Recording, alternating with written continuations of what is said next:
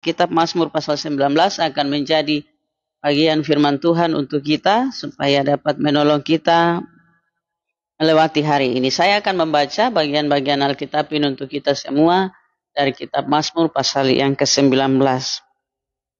Demikian Mazmur pasal 19, kemuliaan Tuhan dalam pekerjaan tangannya dan dalam Tauratnya. Langit menceritakan kemuliaan Allah dan cakrawala memberitakan pekerjaan tangannya. Hari meneruskan berita itu kepada hari dan malam menyampaikan pengetahuan itu kepada malam. Tidak ada berita dan tidak ada kata, suara mereka tidak terdengar, tetapi gema mereka terpencar ke seluruh dunia dan perkataan mereka sampai ke ujung bumi. Ia memasang kemah di langit untuk matahari yang keluar bagaikan pengantin laki-laki yang keluar dari kamarnya. Girang bagaikan pahlawan yang hendak melakukan perjalanannya. Dari ujung langit ia terbit dan ia beredar sampai ke ujung yang lain. Tidak ada yang terlindung dari panas sinarnya. Taurat Tuhan itu sempurna, menyegarkan jiwa. Peraturan Tuhan itu teguh, memberikan hikmat kepada orang yang tak berpengalaman. Titah Tuhan itu tepat, menyukakan hati. Perintah Tuhan itu murni, membuat mata bercahaya. Takut akan Tuhan itu suci, tetap ada untuk selamanya. Hukum-hukum Tuhan itu benar, adil semuanya. Lebih indah daripada emas, bahkan daripada banyak emas tua. Dan lebih manis daripada madu, bahkan daripada madu tetesan dari sarang lebah. Lagi pula hamba-Mu diperingatkan oleh semuanya itu. Dan orang yang berpegang padanya mendapat upah yang besar. Siapakah yang dapat mengetahui kesesatan? Bebaskanlah aku daripada apa yang tidak kusadari. Lindungilah hamba-Mu juga terhadap orang yang kurang ajar. Janganlah mereka menguasai aku. Maka aku menjadi tak bercela dan bebas dari pelanggaran besar. Mudah-mudahan Engkau berkenan akan aku, ucapan mulutku dan renungan hatiku ya Tuhan, gunung batuku dan penebusku.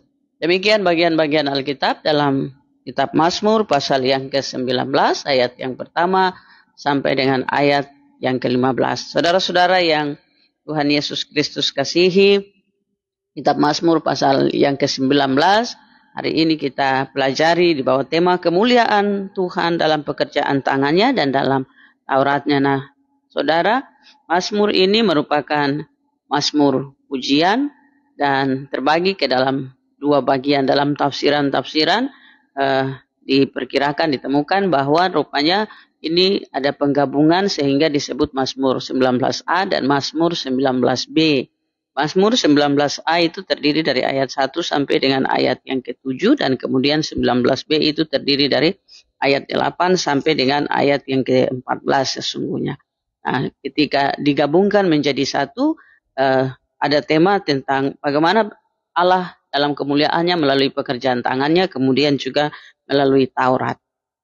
Nah, saudara-saudara, di dua bagian ini saya ingin mengajak kita untuk belajar tiga hal yang besar yang saya temukan dalam kitab Mazmur pasal yang ke-19. Mari kita perhatikan di kitab Mazmur pasal yang ke-19 kita menemukan bahwa Mazmur pasal 19 secara khusus di ayat 1 sampai dengan ayat yang ketiga itu sedikit mirip dengan Mazmur pasal 8. Bagaimana sang pemazmur menceritakan tentang isi hatinya ketika ia menyadari situasi di sekelilingnya secara khusus, ketika ia sadar bagaimana Tuhan memberi kehidupan ini dengan hal-hal yang ada di sekeliling kita atau di sekelilingnya. Dan perhatikan bagus sekali beberapa tiga hal besar, tiga hal yang menjadi perhatian pemazmur dalam pujiannya kepada Allah di ayat yang pertama sampai dengan ayat yang keempat tentang bagaimana ia melihat Tuhan dalam alam di sekelilingnya. Karena itu bagian pertama saya memberi tema agungkanlah Tuhan dengan situasi di sekelilingmu. Agungkanlah Tuhan atau muliakanlah Tuhan dengan situasi di sekelilingmu. Nah, saudara-saudara perhatikan, sang pemazmur menceritakan tentang Tuhan dengan mengatakan langit menceritakan kemuliaan Allah, cakrawala memberitakan pekerjaan tangannya, hari meneruskan berita itu kepada hari. Nah, ada 3 hal besar yang kita lihat di bagian ini yang disampaikan oleh sang pemazmur. Yang pertama adalah kemuliaan Allah. Nah, untuk mengetahui kemuliaan Allah, untuk mengalami kemuliaan Allah, supaya kita sadar bahwa Allah Tuhan kita itu mulia, kita tidak perlu cari ke tempat yang jauh, kita tidak perlu berpikir tentang pergi ke surga, tapi kita dapat melihat kemuliaan Allah itu di apa yang ia ceritakan, langit. Nah, bayangkan, langit menceritakan kemuliaan Allah, berarti kita membayangkan bahwa Allah yang mulia itu ada selalu di hadapan kita, karena pasti kita selalu lihat ke langit, kita selalu memandang langit. Dan tentu saja di alam ini, di bumi ini ada langit di atasnya. Karena itulah kemuliaan Allah di mana kita cari, di mana kita mau temukan. Kita dapat menemukan Allah yang mulia itu dengan melihat cakrawala, dengan melihat langit. Kita dapat melihat Allah yang mulia itu. Nah, yang kedua, kemudian dia juga mengatakan cakrawala memberitakan pekerjaan tangannya. Nah, bagian ini kita kemarin pelajari atau kita lihat dalam Mazmur pasal 8, bagaimana sang pemazmur menceritakan bulan dan bintang yang kau tempatkan. Ketika aku melihat langitmu, bulan dan bintang yang kau tempatkan, ini mengajak kita untuk benar-benar belajar bagaimana kita melihat Tuhan, bagaimana kita mengagungkan Tuhan dengan hal-hal yang Tuhan sendiri ciptakan, yang Tuhan ciptakan, melihat Tuhan dalam ciptaan Tuhan, pekerjaan-pekerjaan tangan Tuhan. Jadi sekali lagi, dari kemuliaan Allah yang kita pelajari, dari kemuliaan Allah yang kita lihat di langit, itu kemudian memberitahukan kita bahwa inilah pekerjaan tangan Tuhan. Awan diciptakan oleh Tuhan. Lalu kemudian itu mengajar kita untuk tahu tentang Allah yang luar biasa, pengetahuan-pengetahuan Allah yang tidak dapat diselami oleh manusia. Hari meneruskan berita itu kepada hari, dan pengetahuan menyampaikan, dan malam menyampaikan pengetahuan itu kepada malam. Nah, perhatikan di ayat yang kelima, dikatakan gema mereka terpencar ke seluruh dunia dan perkataan mereka sampai ke ujung bumi. Jadi di sini kita mau katakan bahwa bumi atau dunia dan seisinya adalah berita tanpa kata, adalah informasi tanpa kata, tetapi suara, gema, bunyi itu mengelilingi sampai ke ujung-ujung bumi. Karena di ayat yang keempat dikatakan tidak ada berita dan tidak ada kata, tapi suara mereka terdengar sampai ke ujung bumi. Nah, saudara-saudara bayangkan ketika malam menyampaikan pengetahuan itu kepada malam. Nah, ini artinya saat dunia tertidur, saat kita tidak tahu apa-apa, karena waktu kita tidur itu kita tidak memikirkan sesuatu lagi, tapi dalam ketidaktahuan kita di dalam hal-hal yang kita tidak tahu. Hari itu menceritakan, menyampaikan pengetahuan kepada hari berikutnya. Jadi malam menyampaikan pengetahuan itu kepada malam. Sehingga di sini benar-benar bukan hanya kiasan, bukan hanya seperti metafora atau kiasan-kiasan, tetapi benar-benar sang pemazmur ingin mengajak kita ke dalam pengalaman-pengalaman hidup untuk menemukan Tuhan di semesta ini, untuk menemukan Tuhan di sekeliling kita. Mungkin kita berpikir bahwa malam itu gelap, tidak ada artinya, dan kegelapan itu berarti tidak ada harapan, seperti begitu. Tapi kita kemudian mau belajar bahwa hari atau malam itu tetap Tuhan ada di dalamnya. Tuhan menolong, Tuhan memperlihatkan bagaimana kekuatan kuasa Tuhan ada di dalam malam yang kita tidak tahu apa-apa yang terjadi di sana. Sehingga di sini kita belajar hal-hal yang mengantar kita untuk memuliakan Tuhan, hal-hal yang mengantar kita untuk mengerti dan melihat pekerjaan tangan Tuhan, hal-hal yang mengantar kita untuk memahami bahwa Tuhan benar-benar hidup di dalam seluruh semesta ini. Tuhan benar-benar ada di dalam seluruh hidup kita. Itu yang kita pelajari di bagian-bagian ini. Sehingga di Mazmur 19 bagian yang pertama tadi kita belajar bagaimana kita memuliakan Tuhan. Bagaimana kita melihat kemuliaan Tuhan. Bagaimana kita mengalami kemuliaan Tuhan. Kita melihat kemuliaan Tuhan, kita mengalami kemuliaan Tuhan, kita tahu kemuliaan Tuhan. Dengan hanya melihat langit saja itu sudah kita katakan bahwa benar kemuliaan Tuhan ada di langit. Nah, kemudian saudara-saudara, kalau kita lihat langit, saya membayangkan bukan hanya kita melihat langit yang kosong, tapi ketika malam hari kita melihat ada ciptaan-ciptaan Tuhan yang lain, planet-planet, bulan, bintang, kita melihat itu. Dan kemudian kalau siang hari kita juga melihat ada awan di langit. Nah, semua itu menunjukkan kepada kita bagaimana kita percaya tentang Allah yang mulia, Allah yang agung, Allah yang kudus, hidup di dalam seluruh semesta dan secara khusus di atas kita.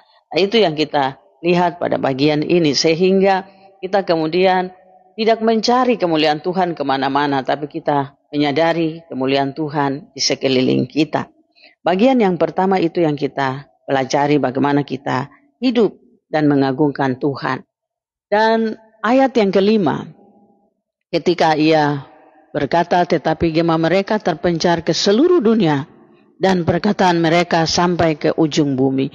Ia memasang kemah di langit untuk matahari. Di ayat yang ke-6, yang keluar bagaikan pengantin laki-laki, yang keluar dari kamarnya girang bagaikan pahlawan yang hendak melakukan perjalanannya. Dari ujung langit ia terbit dan ia beredar sampai ke ujung yang lain. Tidak ada yang terlindung dari panas sinarnya. Ini ada 3 gambaran sekaligus yang dipergunakan oleh sang pemazmur untuk menceritakan bagaimana perasaan, bagaimana keadaan dari pengetahuan yang kita tahu, dari kemuliaan Tuhan yang kita pahami, dari pekerjaan-pekerjaan tangan yang kita lihat. Dan itu ia gambarkan seperti matahari, pengantin laki-laki, dan kemudian seorang pahlawan perang. Matahari itu di seluruh hasil ciptaan, di seluruh ciptaan Tuhan, di seluruh ciptaan tangan Tuhan yang ia ceritakan di sini, matahari menjadi pusat yang juga dikelilingi oleh planet-planet yang lain. Matahari menjadi pusat yang memberi terang. Dan itu berarti pekerjaan-pekerjaan tangan Tuhan, perkataan-perkataan Tuhan, pengetahuan-pengetahuan Tuhan itu, di atas semua itu Tuhan menjadi lebih besar. Tuhan menjadi lebih utama. Tuhan menjadi yang paling penting.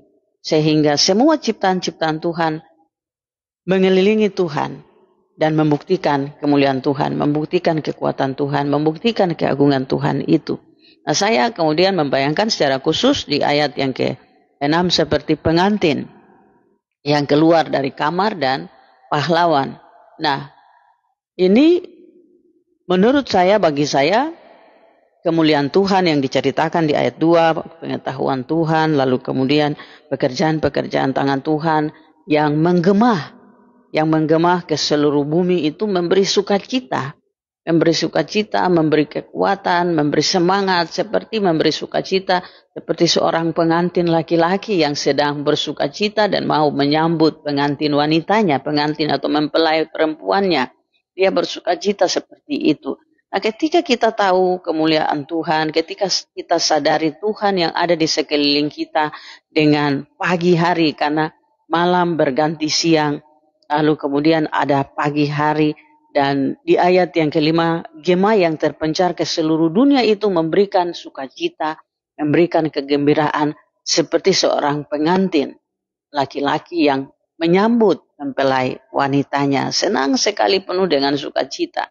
Lalu yang kedua seperti pahlawan yang hendak melakukan perjalanan. Nah, kalau seperti seorang pahlawan yang hendak melakukan perjalanan, tentu saja di sini ada rencana, tapi dalam perencanaan itu tentu ada semangat. Jadi, ketika kita lihat langit, ketika kita masuki hari yang baru, kita sadari Tuhan yang mulia, kita lihat pekerjaan Tuhan yang hebat, kita tahu bagaimana sekarang kita sedang ada di hari baru dalam kekuatan Tuhan. Kita sedang mulai melakukan perjalanan di hari yang baru. Ketika kita sedang melakukan perjalanan di hari yang baru, kita belajar melihat dari bagaimana seorang pahlawan dalam cerita ini, dalam Mazmur pasal 19 ini, yang hendak memulai perjalanannya karena ia tahu hari baru itu, perjalanan barunya itu pasti penuh dengan petualangan, penuh dengan hal-hal yang akan ia masuki yang mungkin belum ia ketahui, tapi ia adalah seorang pahlawan tentu saja karena itu dari pengalaman kemenangan-kemenangan sebelumnya, pengalaman-pengalaman sukses sebelumnya, ia pakai untuk memasuki hari yang baru. Seorang pahlawan yang memulai perjalanannya, hendak memulai perjalanannya. Nah, karena itu pahlawan, pengantin, dan di sini kita temukan bagaimana matahari yang seperti tadi kita sudah pelajari bahwa dari ujung langit ia terbit dan ia beredar sampai ke ujung yang lain. Nah, tidak ada sesuatu pun yang terlindung dari panas sinarnya. Saya kemudian coba menghubungkan bagian ini juga dengan kitab Mazmur pasal 139. Di sana kita melihat bagaimana Tuhan itu ada di mana-mana. Di dunia orang mati, kalau kita terbang dengan sayap fajar, di sana Tuhan ada. Di dunia orang mati sekalipun juga Tuhan ada. Jadi Tuhan tidak dibatasi, Tuhan tidak terbatas. Tuhan ada di mana saja. Di seluruh tempat. Tidak ada sesuatu yang terlindung. Dan itu ia gambarkan seperti matahari. Bahwa tidak ada sesuatu yang dapat terlindungi dari matahari. Tapi Tuhan atau matahari dapat menembusi semua tempat dengan sinarnya. Dan itulah Tuhan. Tuhan ada di semua tempat. Di mana saja Tuhan ada. Nah, saudara-saudara yang Tuhan Yesus Kristus kasihi, itu bagian yang kita pelajari di Mazmur 19a tentang bagaimana kita menemukan kemuliaan Tuhan, bagaimana kita melihat kemuliaan Tuhan, bagaimana kita menyadari kemuliaan Tuhan. Dan dalam kemuliaan Tuhan, kekuatan Tuhan, pekerjaan tangan Tuhan yang kemudian disebut sebagai pengetahuan Tuhan, itu kita menemukan bahwa kekuatan itu menembus dengan kekuatan seperti kekuatan sinar matahari.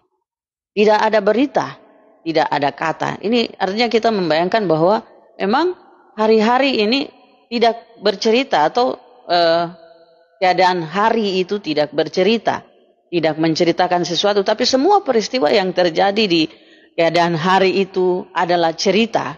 Hari meneruskan berita itu, malam menyampaikan pengetahuan itu kepada malam.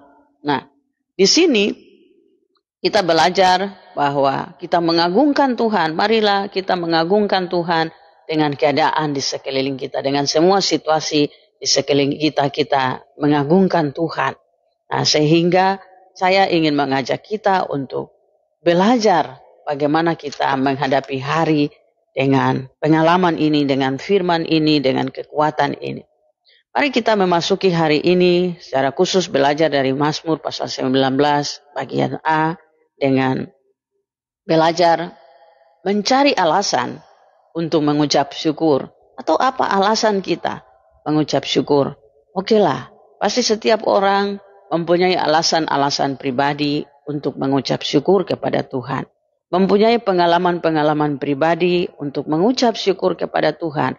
Atau juga mempunyai pergumulan-pergumulan pribadi yang ditaruh kepada Tuhan, yang dibawa masuk ke hari baru di hadapan Tuhan.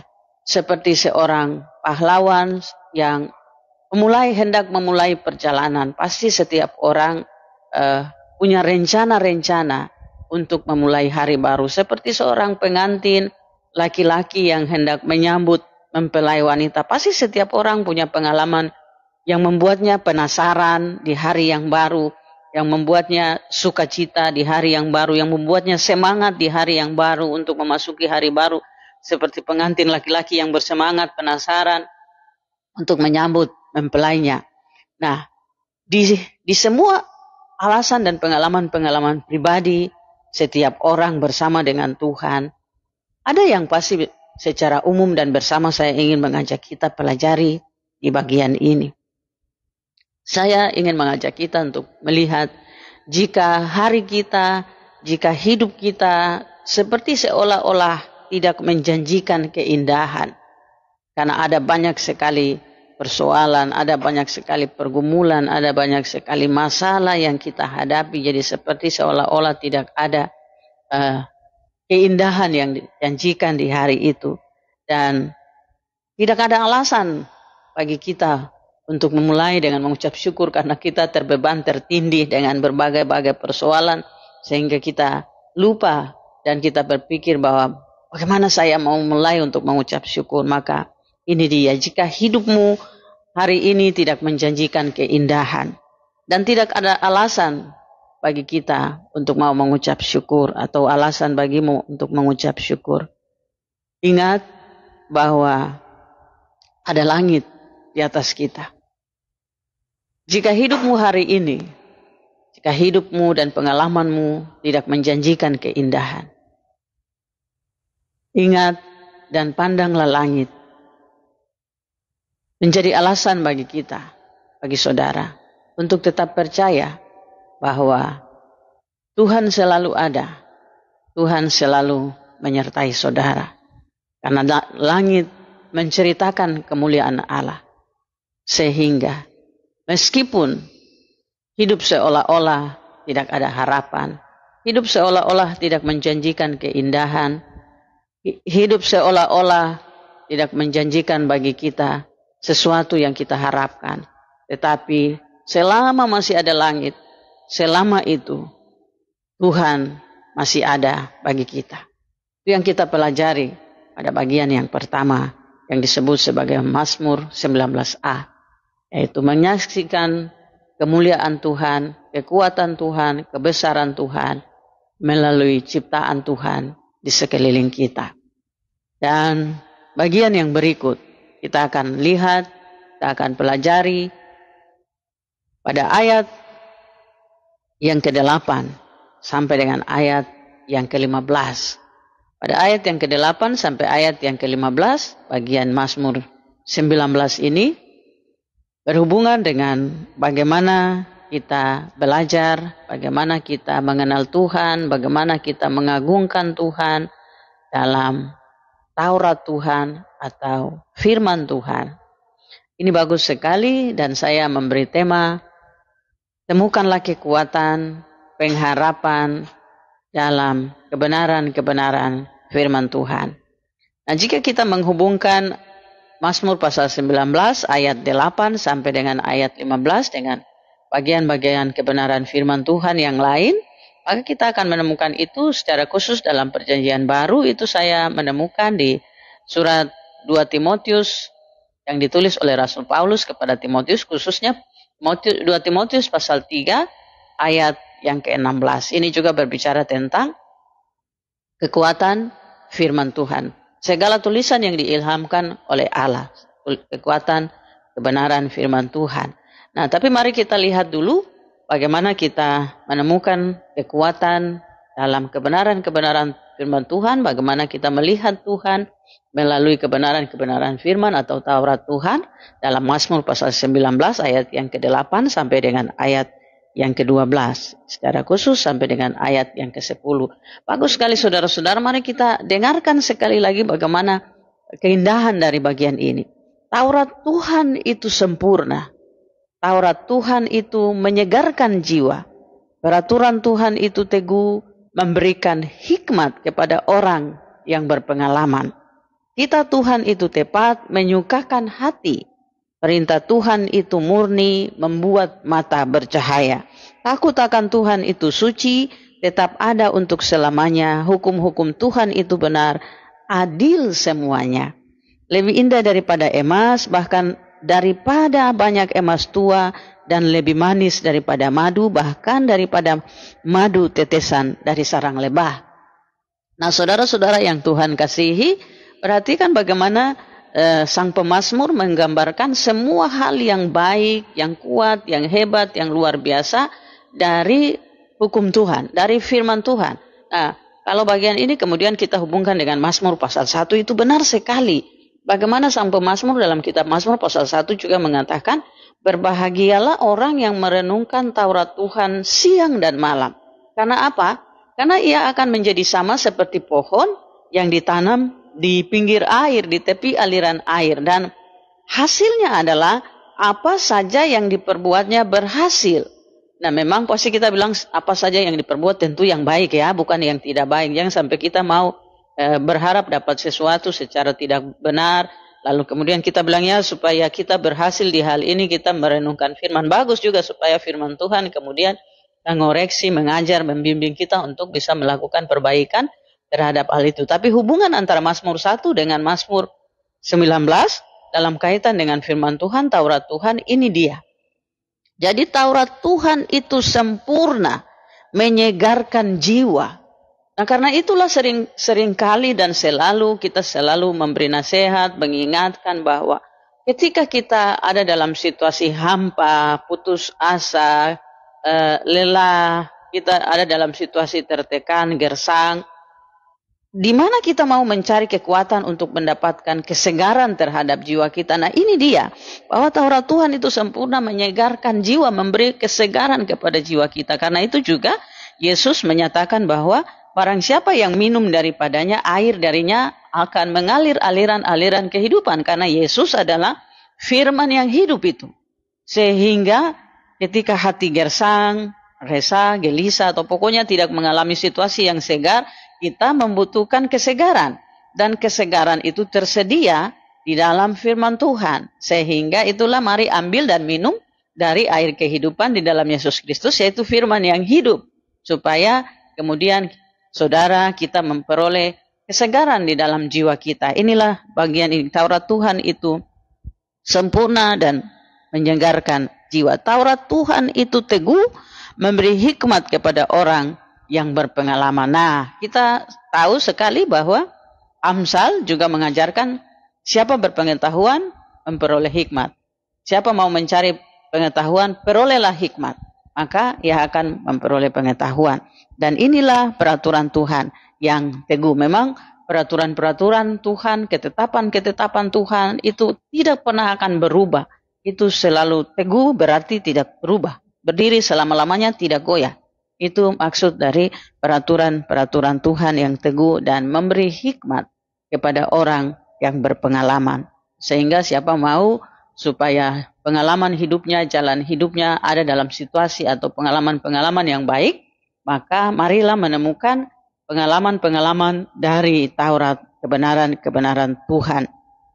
Titah Tuhan itu tepat, menyukakan hati. Nah, titah Tuhan itu tepat, menyukakan hati. Jadi, selalu benar ya firman Tuhan. Kita selalu mengatakan di pengalaman-pengalaman kita ketika kita mendengarkan nasihat firman Tuhan dengan baik, ketika kita mendapat kekuatan dalam firman Tuhan dengan baik, penghiburan dari firman Tuhan, pasti kita akan bilang, aduh firman Tuhan itu bagus sekali, firman Tuhan itu indah sekali, kena benar di saya punya hati atau tepat masuk ke dalam pikiran-pikiran saya. Dan itulah dia firman Tuhan yang tepat, yang menyukakan hati. Sekali lagi kembali ke Mazmur pasal 1. Berbahagialah orang yang merenungkan Taurat Tuhan siang dan malam. Jadi orang yang belajar Taurat Tuhan atau firman Tuhan siang dan malam menyukakan hati, membuat hatinya bersukacita, tentu itu karena bahagia. Berbahagia karena sudah dapat nasihat dari firman Tuhan, pengetahuan-pengetahuan dari firman Tuhan, hal-hal yang baik yang memberi pengajaran dari firman Tuhan. Nah, ini kalau kita hubungkan dengan 2 Timotius pasal 3 ayat 16 itu benar sekali. Yang dikatakan oleh Rasul Paulus bahwa segala tulisan yang diilhamkan Allah itu bermanfaat untuk menyatakan kesalahan, untuk memperbaiki kelakuan, untuk mendidik orang dalam kebenaran. Nah, jadi saudara-saudara, kalau kita mau cari sesuatu untuk hidup kita, mari cari di Alkitab. Karena itulah kita bilang bahwa Alkitab itu buku segala ilmu pengetahuan.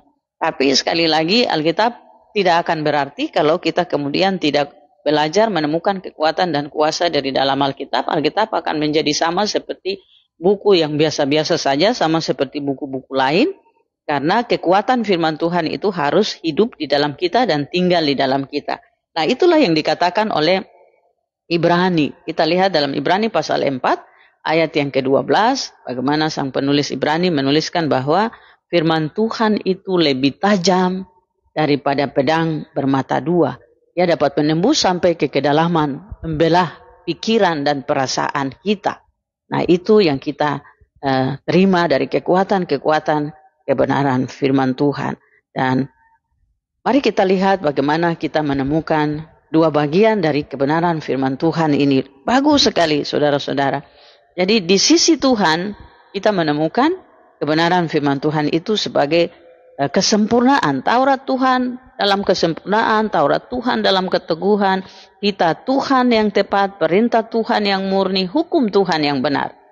Efek-efek, akibat-akibat dari orang yang merenungkan firman Tuhan, dari orang yang belajar firman Tuhan, dari orang yang suka terhadap firman Tuhan, ini yang akan dia terima, yaitu memperoleh hikmat.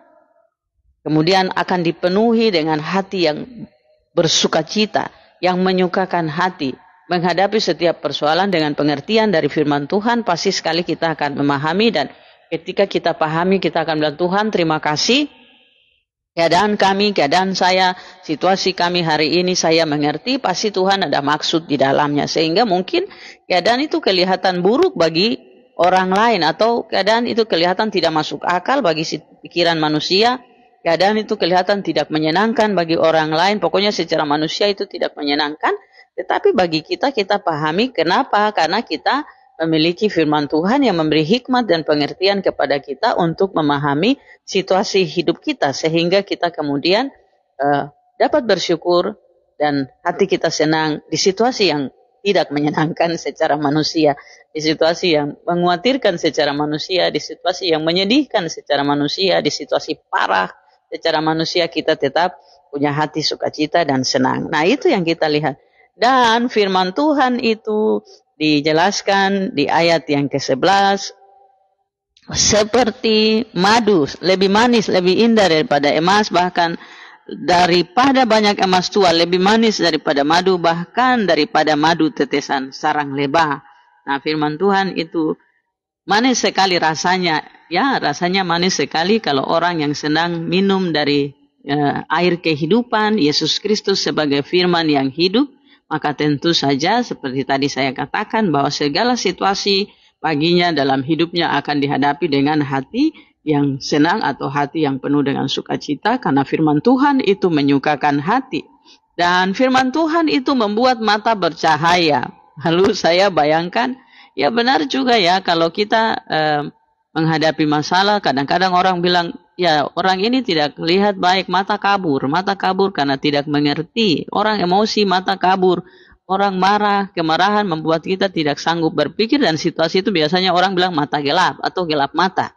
Tapi mata yang gelap, mata yang kabur di pengalaman kita tiap-tiap hari, kalau kita menghadapi pengalaman itu dengan firman Tuhan yang memberi hikmat, dengan firman Tuhan yang menyukakan hati, dengan firman Tuhan yang membuat mata bercahaya, maka tentu saja kita akan sanggup melihat situasi dengan mata yang bercahaya, dengan pikiran yang jelas, dengan pikiran yang jernih, bukan mata kabur. Kalau mata kabur, ya itu dia tadi, karena telah mengerti apa-apa atau tidak tahu, tidak bisa memutuskan sesuatu dengan baik, sehingga orang bilang mata gelap, atau bahasa Indonesia bilang gelap mata. Sehingga firman Tuhan itu menolong kita, atau memampukan kita untuk sanggup melihat, menembus batas-batas yang tidak sanggup dilihat dengan mata yang tidak dipenuhi oleh kekuatan firman Tuhan. Dan ini yang biasanya saudara-saudara kita di seberang bilang mata rohani. Ya? Jadi bukan mata rohani, itu mata yang menyanyi, atau mata yang lihat sesuatu yang orang lain bilang sesuatu yang orang lain tidak bisa lihat karena ada guna-guna atau masalah ini dan masalah itu. Tapi mata di sini yang dimaksudkan bercahaya karena ada kekuatan kebenaran firman Tuhan yang membuat kita sanggup melihat, menembus batas-batas yang tidak dapat dilihat dengan mata yang biasa. Karena apa? Karena kita melihat dengan kekuatan cahaya firman Tuhan yang diberikan kepada kita. Nah, itu bagian di sini. Nah, saudara-saudara yang Tuhan Yesus Kristus kasihi, pelajaran kita hari ini luar biasa baik sekali, karena kita menemukan dua bagian dari kitab Mazmur pasal yang ke-19, bagaimana kita percaya, bagaimana kita mengalami Tuhan, bagaimana kita menyadari Tuhan yang hidup di pengalaman-pengalaman kita hari ini, untuk kemudian memuliakan Tuhan dan berjalan di setiap pengalaman kehidupan. Nah, bagian pertama tadi kita sudah lewat, bahwa Ketika kita mau mengalami Tuhan yang mulia, Tuhan yang luar biasa, kita tidak perlu berpikir bahwa Tuhan jauh sekali di surga dan kita tidak bisa melihat Tuhan. Ketika kita tidak bisa melihat Tuhan muka dengan muka, tapi kita menyadari Tuhan ada di sekeliling kita, bagaimana caranya? Kita hanya perlu memandang ke langit dan melihat langit, karena langit menceritakan kemuliaan Allah. Ketika hidup kita seperti terpuruk, ketika hidup dan harapan kita seperti tidak ada, ketika hidup kita penuh sekali dengan pergumulan dan masalah persoalan, lalu kita mencari Tuhan, pandanglah ke langit dan ingat bahwa di langit, di dalam langit, Tuhan menyatakan kemuliaannya. Jika langit saja dapat menceritakan kemuliaan Allah, maka saudara yang adalah ciptaan Allah lebih mulia dari langit. Bahkan di Mazmur pasal 8 dikatakan manusia makhluk hina dibuat hampir sama seperti Allah. Jika langit dapat menceritakan kemuliaan Allah, maka hidup kita, diri kita bisa lebih dari langit yang menceritakan kemuliaan Allah. Tapi ketika kita putus asa, ketika kita hampir hilang harapan, tidak ada pegangan hidup yang menolong kita atau pegangan hidup di dunia ini, masih ada langit. Berarti kemuliaan Tuhan, kebesaran Tuhan masih tetap ada.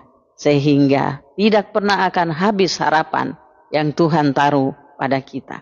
Nah, saudara, ketika kita juga di dunia ini mengalami kebimbangan dan mau mencari pertolongan, pengetahuan, nasihat kepada dunia ini, kepada orang-orang atau ya lingkungan sekitar kita, sahabat-sahabat kita. Firman Tuhan yang kita dengarkan pagi hari ini memberitahukan bahwa firman Tuhan itu sempurna. Jangan cari nasihat pada manusia. Boleh, tapi penasihat manusia seringkali bisa tidak menolong kita dan kita tahu bahwa itu tidak sempurna. Tapi firman Tuhan adalah kesempurnaan. Karena itu, ketika kita bimbang, ketika kita membutuhkan nasihat, carilah nasihat pada Yesus Kristus Tuhan, firman yang hidup itu. Karena ia adalah sumber segala hikmat dan pengetahuan. Ketika kita membutuhkan kekuatan, carilah firman Tuhan di dalam Yesus Kristus yang adalah sumber kekuatan itu. Sehingga alam sekeliling kita menjadi kekuatan yang menolong kita dan kesadaran bagi kita untuk melihat Tuhan. Dan firman Tuhan tersedia untuk kita. Firman Tuhan itu seperti pelita untuk menerangi jalan kita. Sehingga kita dapat melihat di mana kita melangkah. Nah, firman Tuhan itu seperti pelita yang menjadi cahaya bagi mata kita. Sehingga kita dapat melihat dunia ini menembus batas-batas yang tidak bisa dilihat dengan mata manusia kita sendiri. Satu cerita yang menerang atau cerita tentang bagaimana firman Tuhan dalam hidup seseorang. Ada satu orang buta yang bawa pelita di malam hari. Orang buta bawa pelita di malam hari.